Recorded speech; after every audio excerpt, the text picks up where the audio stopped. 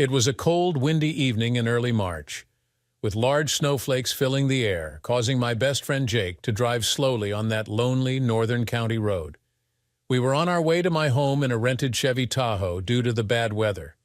We were later than planned, but I didn't care because this sad day couldn't be worse than it already was. All the lights in my house were off, but as expected, a black Mercedes covered by several inches of freshly fallen snow stood parked in my driveway. Had I not fixed the lock in my garage, the Mercedes would have been hidden inside. Jake parked the Chevy on the street, leaving the Mercedes a clear path out. Jake asked, "Are you okay?" "I'm okay," I replied. Jake continued, "So far it seems to be exactly as you feared. Do you still want to go through with it?" "Yes, I do." I think Jake was a bit unsure about me because he asked again, Okay, I'm with you, but stay cool. Don't go too far." "No, I'll only do what I have to do." We went to the house. I unlocked and opened the front door and we went in. Jake took out his digital camera. I waited while he got it ready, and then he followed me to the master bedroom. No reaction from the room when I slowly opened the door. Then I switched on the light and rushed to the bed, dragging off the comforter. Just as expected, we saw two naked people sleeping there. One of them was my wife, Emily, and the other was Robert Carter, an accountant working with her and usually known by his nickname, Slick Carter. Emily began screaming when I dragged Carter off the bed, hitting him hard several times in his belly with my right fist before giving him a hard kick between his legs, so he fell to the floor. With another hard kick to his butt, I ordered him to get up from the floor. When he was up, I dragged him to the front door where a new hard kick to his naked butt sent him flying into the snow. Jake took pictures as fast as the camera flash allowed him to. Back in the bedroom, I shouted to Emily, "The damn Slick out there needs his clothes." She screamed, "Oh my God, did you throw him out naked in a snowstorm?" "Shut up and don't blame me. I didn't strip him. Get his damn clothes out of my house." She collected his clothes and left the bedroom. I think she put on a coat and boots in the hall before she went out to him, and a few minutes later we heard him drive away.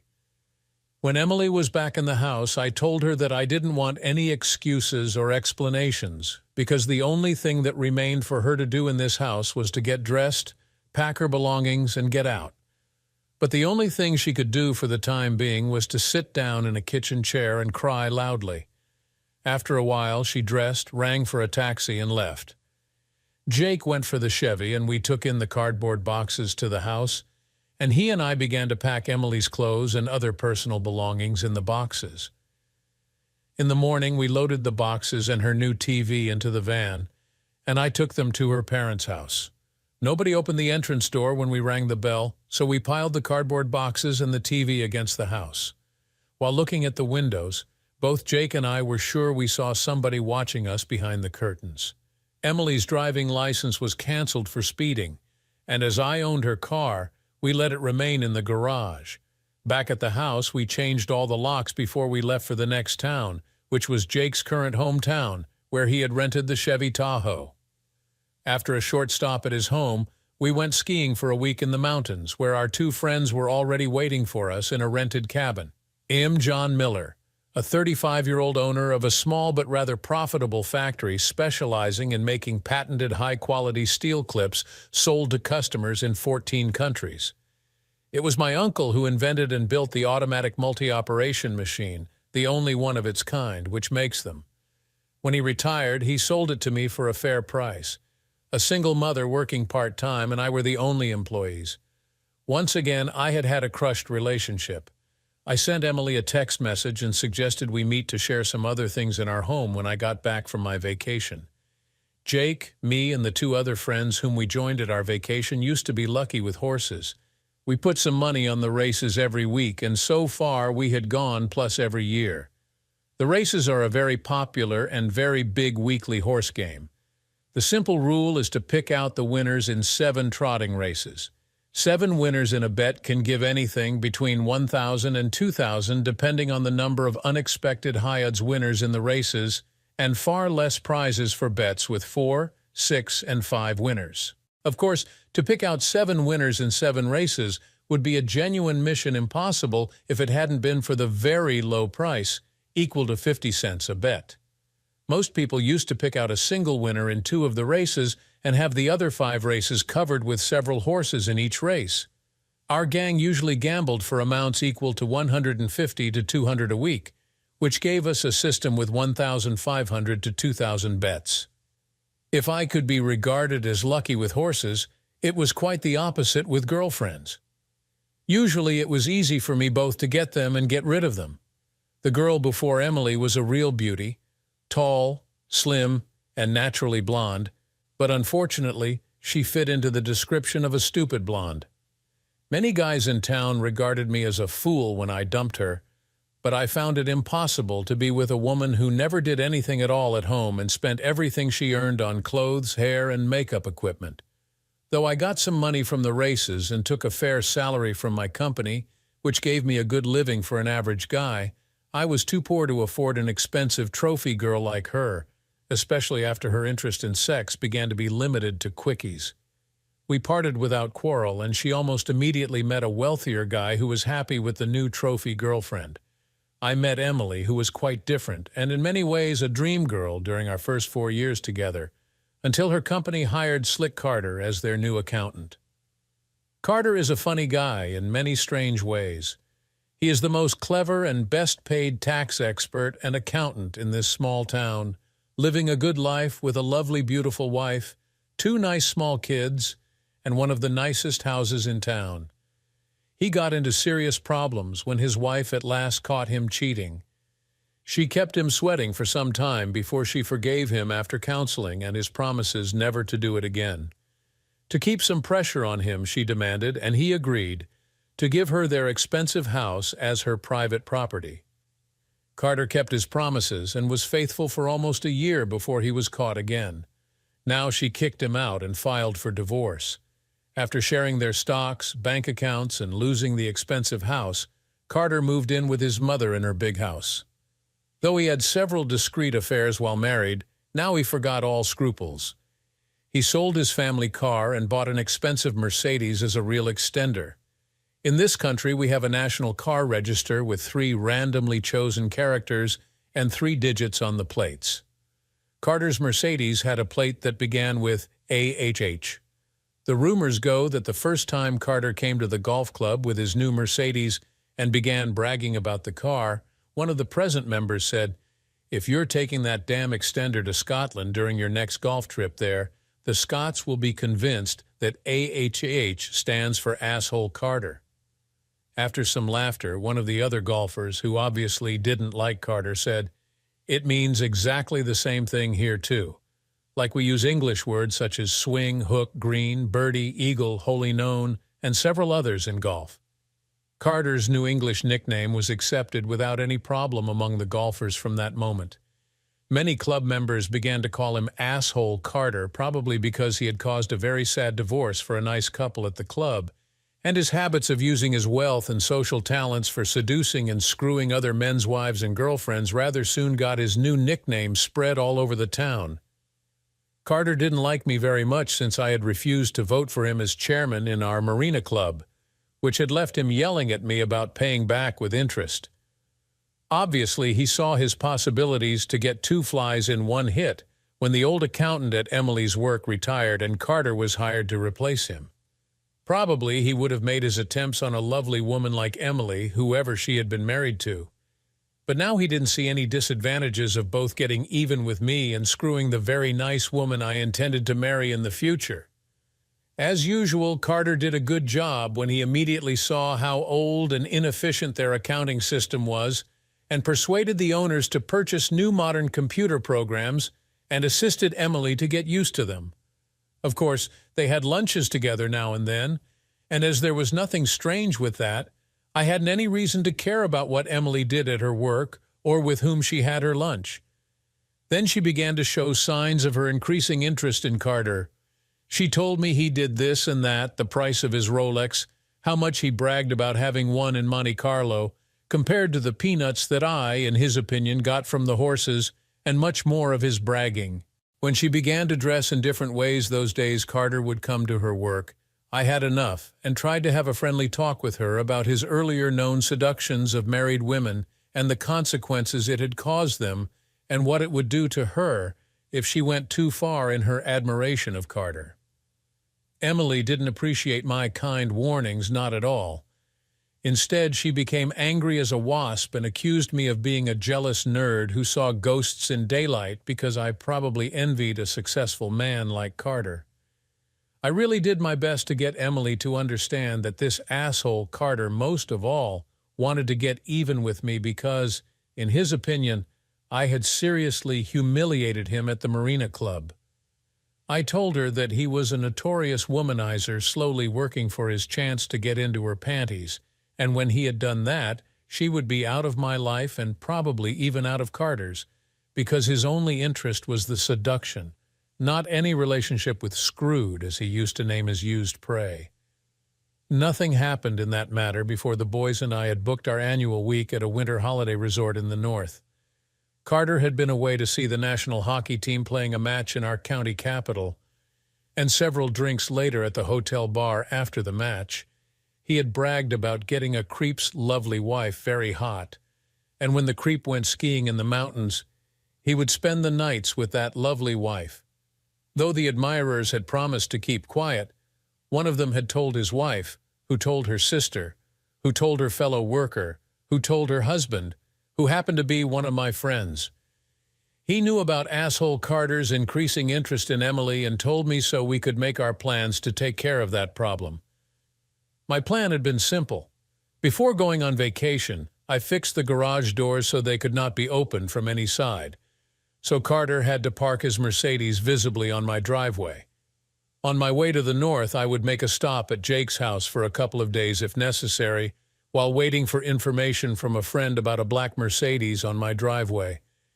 We had rented a Chevy Tahoe and bought cardboard boxes and were ready to go when we got the expected message. Jake had taken many pictures during the debacle at my house. Some of them were very good.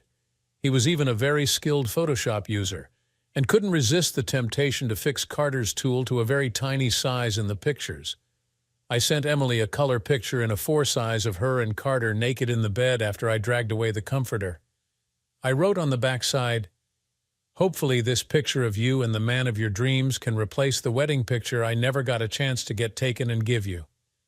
I have never pretended to be a nice guy and jolly good fellow, because it's okay for me to be an average man with some shortcomings and some advantages." A short time after my debacle with Carter, I managed to hear the whispers behind my back that said, "There goes the chicken, who got his girlfriend screwed by asshole Carter." The rumors say that my friends had felt sorry for me, worried for my health, and had decided that Carter needed a real lesson. Obviously, they knew that most color printers leave a small invisible ID on the picture and can be traced, so some of them bought a stolen printer during his visit to the Capitol. Then some of them had written and printed a leaflet with a picture of Carter naked in the snow with Carter's accounting company's logotype with phone and fax numbers. Over the picture was a text, "New extended service." Under the picture they had written, "As a real Nordic Viking, I proudly want to announce that I will be serving your female employees with all kinds of male escort service for personal pleasures." References on request, of course.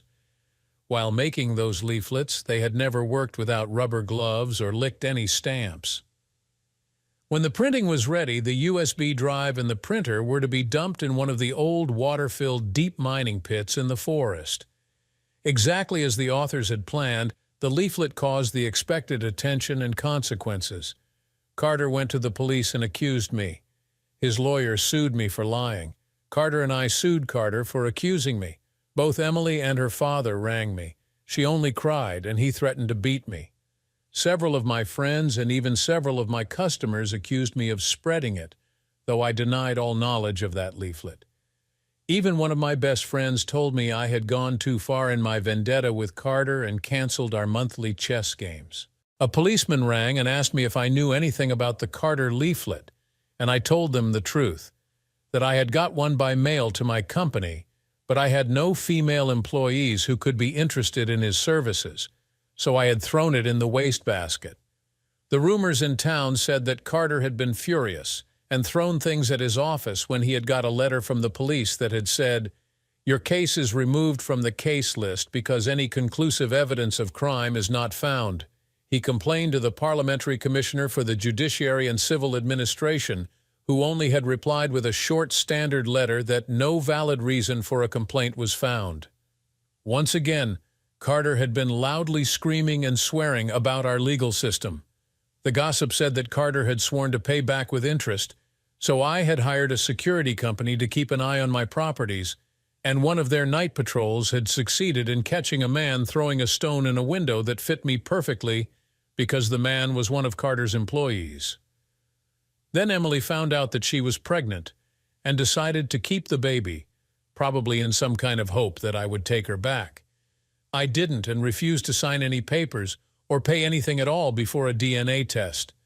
When the authorities tried to push me into agreeing to be the father, I told them they better ask Carter, who had sex with her after me. While my vengeance with Carter went on as planned, I wasn't very successful with women for the time being. At my age of 35, the number of available single women in the right ages was a bit limited in my small northern town. The main disadvantage in a small town is that everyone knows everybody and their backgrounds. It is not funny to be together with a girl when knowing all about her background, and if she's been an easy lay in her younger days. I did, like many others, try my luck on the web. My first 3 dates were real fiascos in different ways. The worst one was 38 but had used a photo which was at least 10 years old. Another was married and demanded that her husband be allowed to watch if we had sex next time we met. We didn't do that because there was no next time. The third was very handsome indeed, a 26-year-old redhead, but she had too many problems, obviously many of them economic, which she expected me to solve. I didn't. Then I met Mia. She was great in many ways, except one big problem: she had a weird dog, which was the main reason for her boyfriend dumping her. I like dogs, and had never had any problem with any dog until I met Mia and her dog. I really did my best to befriend that animal, but without any hint of success, and as she refused to get rid of it, we gave up our attempts to be a couple, and I had to confess that the dog was the winner. When Carter heard about Mia, her dog, and me, he sent her a dog collar and a message saying that it would be useful now when she had 2 mad dogs. To my great surprise, Carter's ex-wife, Laura, rang me about the Marina Club's annual spring ball and asked me if I had a lady or if I could escort her. A membership in the Marina Club is both more difficult to get and more expensive than a membership in the local golf club. The simple reason is that there are no exact limits for the number of members in a golf club. But in the Marina Club, the number of members is limited to the number of spaces for their boats. During a short meeting, Carter's ex and I agreed to go together to the ball, but without any further intentions. The simple reason why I once had not voted for Carter as chairman was that before he was elected, he had accepted bribes for giving memberships to some of his cohorts, though the waiting list for a membership was several years. Exactly as expected, the ball was a great event with many photos in our local newspaper. One big color photo of Laura and me outside the ballroom caused much gossip in town. The whole Carter wasn't looking very happy when he found out whom I was escorting. One sunny day, something happened that gave us local single men a great challenge. Sarah Johnson, a very beautiful, easygoing 28-year-old nurse who had been living in the country capital since she went to nursing school 10 years ago, had gotten a job, met her husband, and settled down there. Her happiness had lasted until the day when she had forgotten something at home and went there and found her husband screwing his 22-year-old secretary in their marital bed. She divorced him, and now she was back in our town again with her 2-year-old son. Her brother and I had been classmates at school, so I knew him rather well. When Sarah and her brother met me at the supermarket's cafeteria, we had a pleasant small talk. Sarah's brother joked that we 2 divorcees ought to have a date. I replied that it was a good idea and suggested to Sarah that Saturday we take a trip to a big zoo park together with her little boy. She told me that she was busy elsewhere that weekend but would be happy to go with me the next Saturday. We even decided to meet Wednesday evening to talk about the trip. I really looked forward to meeting Sarah, and we met at a cafe just as we had agreed. Everything was fine until she told me what she had done during the last weekend. She had seen a musical at our capital, had a dinner at one of the best restaurants there, and spent the night at the Grand Hotel. I asked who was the happy guy. She replied, "Robert Carter. Is he a friend of yours?" What could I say? Of all available single men, she had chosen to date the worst creep, asshole Carter, who had really done his best to impress her. The musical had been sold out for many months, so the tickets must have cost him a fortune on the black market. Though my own date now sounded like a cheap budget alternative compared to his, I decided to continue my own race as planned and not care about Carter. So I replied, "I know him rather well, but I wouldn't be honest if I called him a friend." She didn't ask me more about him, and I doubted it would be of any advantage for me to say anything negative about him at that moment. Instead, we talked about our trip. Both Sarah and her son, Oliver, were in a good mood on Saturday morning when I picked them up at her parents' house. Sarah must have told him about the animals because he talked a lot about them during the drive to the zoo park. During our walk around the park, we had a coffee break at a cafe where we got a table next to a couple with a boy the same age as Oliver, and they began to play and have fun together. When we walked into the restaurant for lunch, the family we met at the cafe was already sitting there and waved us to their table. We joined them, and now even we adults began talking with each other. Most visitors walked through the large park via a suggested path, and the Swensons and we decided to walk together through the remaining area we hadn't seen yet. The small boys had fun together during our walk. Anna Swenson told Sarah that they were living in a small village without any other small boys Oliver's age. Then she asked Sarah, "I would be glad if you, your husband, and Oliver could come to see us during a weekend so the kids can play together. We have a small guest house on the lawn near our house." Sarah's reply caused confused looks on their faces when she replied, "I regret to say that my husband and I have filed for divorce and can't do anything together for the time being. My friend John here is not involved in my divorce. My husband caused it and had his secretary assist him." Anna replied with a laugh, "I thought you and John were newlyweds. You look so happy together." I said, "I can only hope that we will be that someday." Anders said, "I'm sure Sarah won't say no thanks to a nice guy like you." "What about the weekend?" Anna suggested. "It would be perfect for me," so I replied, "It would be a great pleasure. What do you say, Sarah?"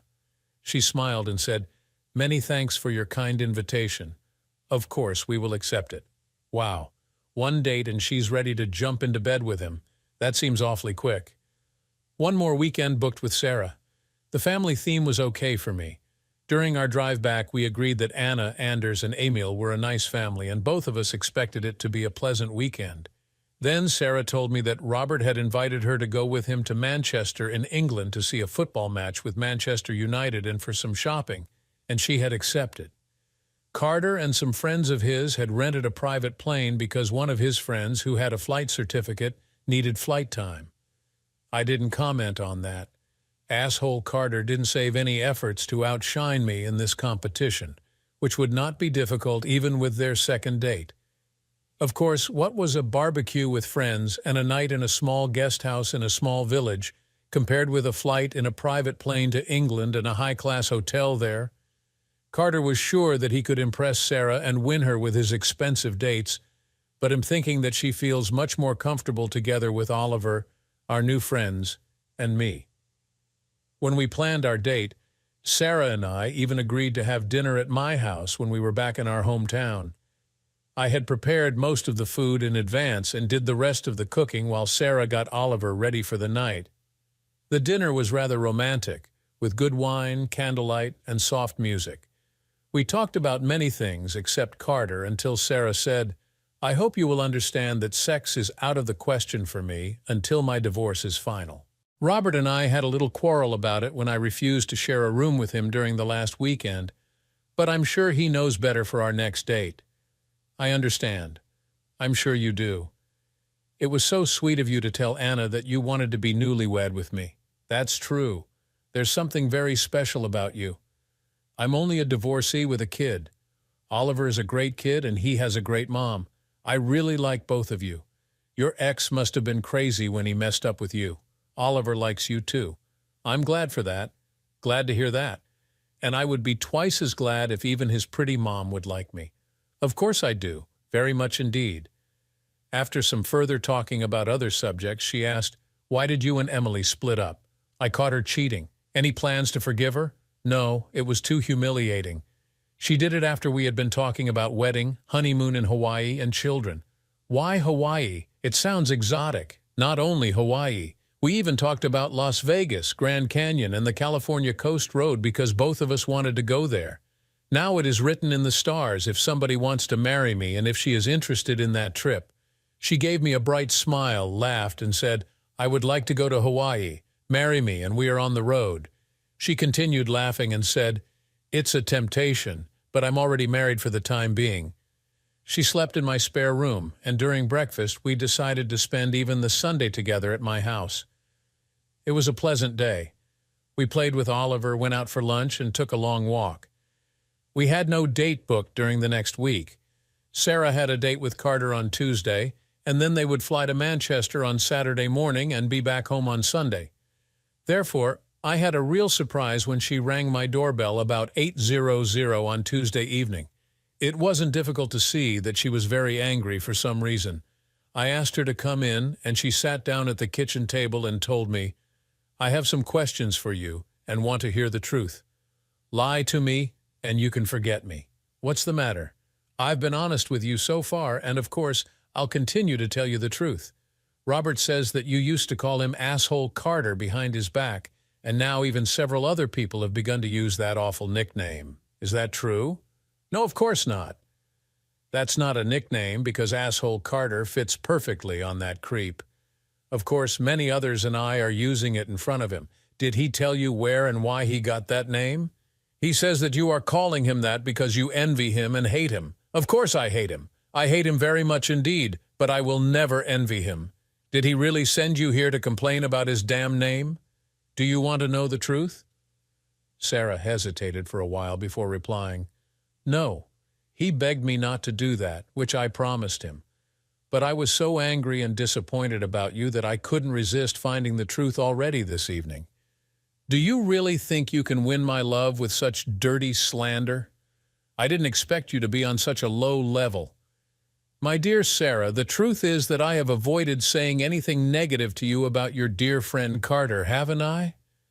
The truth is that there was no need for me to do that because a clever woman like you would, sooner or later, hopefully sooner, find out what a creep that man really is. If you have anything to say about Robert, I want to hear it here and now, and only the truth. There is no need for me to tell you any lies about Asshole Carter because the truth is bad enough. Please let me tell you the whole story before you dump me. Can you promise me that?" "Yes, I'll do my best. Go on." "There is no doubt that Carter is the best tax expert and accountant in this town, and that he has great social skills, but I have a fair reason to hate that man.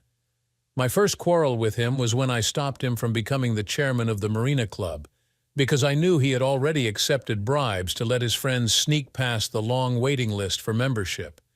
He swore to pay me back with interest." I continued, "Of course, he managed to do that. As a rich, generous, verbal, and good-looking guy, he is probably the most successful womanizer in this town with several divorces, even his own, on his personal record. He got his chance when the company hired him where my ex-common-law wife, Emily, works, and he assisted her with their new accounting system. He began courting her first in rather innocent ways and then slowly increased his efforts when he noted her responses. Of course, I did my best to warn her of Carter and the consequences she would get from letting him go too far with her, but I neither wanted nor could make any attempts to watch her at her job. And when I went skiing for the annual week in the mountains, he decided to use that great opportunity to get into her panties. But as usual, he couldn't resist the temptation of bragging to his cohorts that his prey was ready to be laid, and he would do that in her damn spouse's bed as soon as he had left for vacation. One of them told his wife, who told her sister, and the gossip went on until even I knew their plans. I went on with my story. I decided that if she let that infamous womanizer, Asshole Carter, visit her in my house when I was away, she had lost my confidence, and if I surprised them in action, she would be out. Due to very bad weather and traffic problems, I came back home too late to catch them in action, but I found both Emily and him sleeping naked in our bed. Sarah remained quiet, and I gave her the photo of Emily and Carter naked in the bed before I continued. That was the end for Emily's and my relationship. And as usual, Carter didn't give a damn about Emily after I dumped her. By the way, his pet name or nickname asshole Carter comes from the license plate on his Mercedes, which begins with ADHH, and it was a member at the golf club who gave him that name after Carter had caused a very tragic divorce for a nice couple there. Looking her straight in the eyes, I continued, I wouldn't be surprised if Carter even whined about me and his ex-wife, Laura, since it is true that we went together to the Marina Club's spring ball. But it was totally innocent, and she asked me to escort her because the ball is for members and their spouses only, and I don't have a spouse, and she is not a member, so it was simply a practical solution. I said, I have one more serious thing left to tell you about Emily, Carter, and me. She is pregnant, and I believe that Carter is the father, but it will be a case for DNA testing. Now I remained silent, and Sarah asked me, Did you tell me the truth? Yes, I told you the truth. If you don't believe me, ask people in town. Why haven't you told me anything before? Because I hope to have enough with my own advantages to win your love. That's why I chose to date you in simple ways, which gave us a fair chance to really know each other before we went further. Carter preferred to date you in a different manner, and it is up to you to decide whom you prefer over the other, or if you don't like any of us after what I told you. I can tell you that I had much more fun during the date with you, and I really look forward to the family weekend with Anna and Anders, so I'm not dumped yet. Obviously not. I really hope you didn't lie to me. No, I didn't. By the way, you never told me why Carter began whining about his pet name. We had tea and shrimp sandwiches at the small restaurant beside the bank when two couples came in there, and one of the women almost yelled with a loud voice, There is asshole Carter seducing some poor sucker's silly wife. Dear, skip that damn asshole before it's too late for you. Sarah said that several of the other guests had laughed loudly, but Carter had not dared to say a word before the couples were seated at the other end of the restaurant. Then he had begun to accuse me of creating his nickname and spreading nasty lies about him. Sarah left, and to my surprise, she was back at my house on Thursday and told me that she had asked a lot of people about Carter, even his ex-wife, and all of them had confirmed what I had told her. Carter had told her that the other guys had refused to take a woman with them on a football trip, so he canceled their date. And he hadn't been too sorry because he sold her seat on the plane and the match ticket for a price to one of his friends. Sarah told me that Oliver was with his dad that weekend and asked if she could spend the weekend with me at my house. Of course, I agreed and even offered to take her to a nice hotel somewhere, but Sarah said she preferred a lazy weekend at home.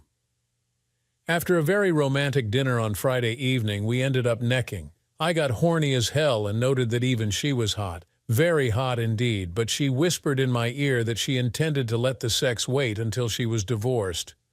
During all my adult life, I have always remembered what an old man said to me when I was a boy. Everything is possible if you try damn hard. I did my very best to keep her hot, and after a long, intense kiss, I whispered in her ear, I love you, and I'm dreaming about being your husband, but it's fair that we'll have some practice before our wedding night, so everything will be perfect then. Sarah's reply took me by total surprise when she whispered, I must agree to that. Thereafter, it was only a question of a few seconds before both of us were naked in my new bed. Of course, we didn't need any practice because the sex was great from the very beginning. I was convinced without any doubt that it was some of the very best sex I had ever had. Even Sarah must have felt the same because she was totally wild until our dual climax, and afterward, as soon as she was back to normal breathing, she said, You must marry me. You must do that. Promise me that, do you? I proposed, and she said yes. I was suspicious about how easy I had won against Carter, but expected him to keep a low profile until he sooner or later found some excuse to try again, with increasing courting of Sarah if we became a couple. Then I found the real reason why Carter gave up the competition for Sarah. Her ex had been promoted to a real top job, and wanted her back as one of the leading ladies in our county. No doubt that Carter expected to get a good laugh at my expense when she left me, especially now after he had managed to get a new gorgeous girlfriend, a lawyer, who would work 1 year at the local law firm. She could be described as 9 points out of 10 available. However, Sarah, Oliver, and I had a very pleasant weekend together with Anna, Anders, and their son Emil. Sarah and I even got in some quickies while Oliver slept.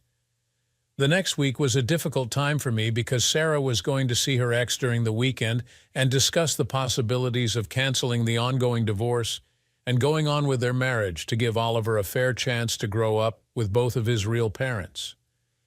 I kept a low profile and told her that it was her own decision. Asshole Carter had sent her a nice card wishing her and her husband good luck, but Sarah said that she had sent it back to him with a comment that suggested he put it up in the place advised by his pet name. Obviously, she didn't like him very much any longer, probably because he had dumped her when he canceled their England date. Sarah left early on Saturday morning. She gave me a hug and was gone, probably forever. I had a feeling that she really wanted to save her marriage, but I couldn't blame her. We had agreed that she wouldn't contact me before she was back again, either to collect her belongings or to stay forever with me. It was a long, sad day for me.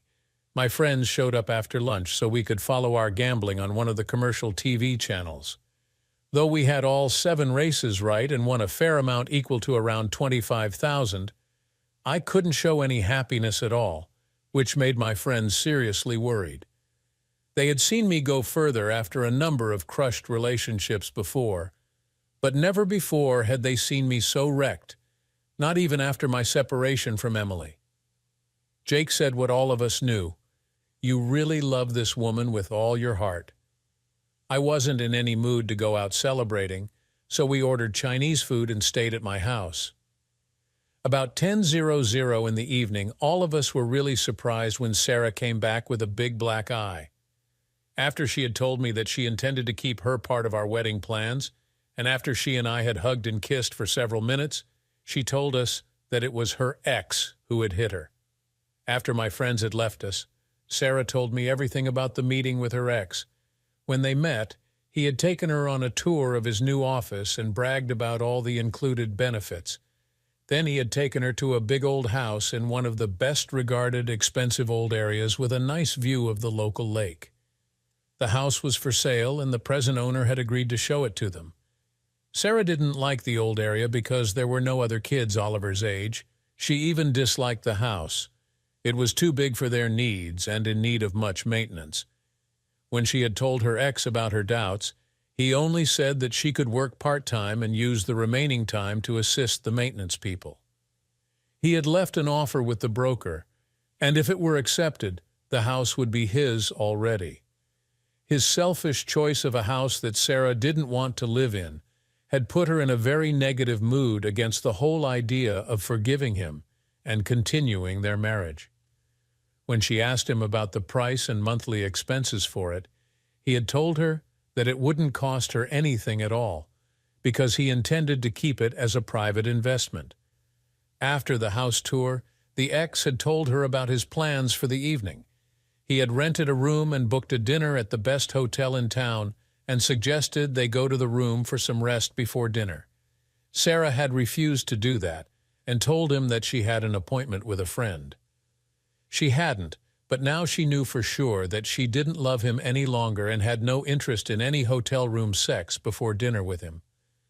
When they met for dinner, he had immediately asked her if she had met a new man. She said, "Yes, I have, and today I have been convinced that he is my love, and there are no possibilities to repair our marriage because you and I have drifted too far apart. Let's be happy for all the good times we had together, part as friends, and go forward in our new lives." He hadn't agreed.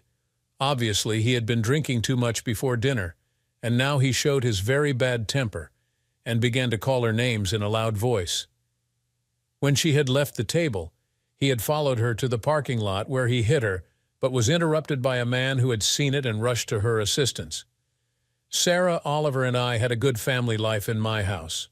Her ex must have regretted his bad behavior very much because he gave her a fair settlement for their divorce and offered to let me adopt Oliver. Sarah and he agreed about their divorce, and then Sarah, he, and I met, and all three of us agreed that Sarah and Oliver living as a family with me would be the best solution for Oliver. Sarah, Oliver, and I were living together as a happy family. Carter hadn't bothered us with any tricks since he met his handsome lawyer girlfriend. We had a typical small-town life until Emily gave birth to her baby boy. I refused to sign any papers, and the DNA test gave me the proof that I wasn't the father. Then we got a great surprise when rumors of Carter's DNA test got out in town. The baby wasn't his. After a while, the social welfare authorities got Emily to confess to a short affair with a married fellow worker, whose wife took their 2 children and immediately left him. To my great surprise, Carter's lawyer girlfriend invited me to lunch. She was a really classy and bright-minded lady. After some polite small talk, she went straight to her errand and told me that she had canceled Carter's case against me, so it was up to me if I would drop my case against him, which I promised her to do. Though she didn't expect Carter and me to be friends, she wanted us to behave like adults and forget our silly vendetta. In her opinion, I had gotten a fair revenge when Carter had let me win the competition for Sarah. I told her, "I admire you and I can hardly believe he feels like a loser." She smiled and said, "Do you envy Robert and want to change Sarah for me?" I replied with a smile, "I really admire you, but must say no thanks because I really love Sarah." She promised me that Carter would keep his mouth shut about Emily's baby. I had to agree with her that in some strange way, he had done me a favor when Emily's earlier cheating was brought out to my knowledge. We parted with a hug, and it was a great benefit for all of us to have put a stop to the vendetta between Carter and me. During a vacation at the Spanish island of Gran Canaria, together with our very good friends, the Swenson family, whom we met during our first date at the zoo, Sarah and I married at the Scandinavian Church in St. Augustine. After a number of failures, I had gotten a loving wife. Thanks for tuning in to hear this wild story of betrayal, revenge, and unexpected love. Do you think John made the right choices in dealing with Emily and Carter? Share your thoughts in the comments below. And don't forget to like, share, and subscribe for more gripping stories. See you next time.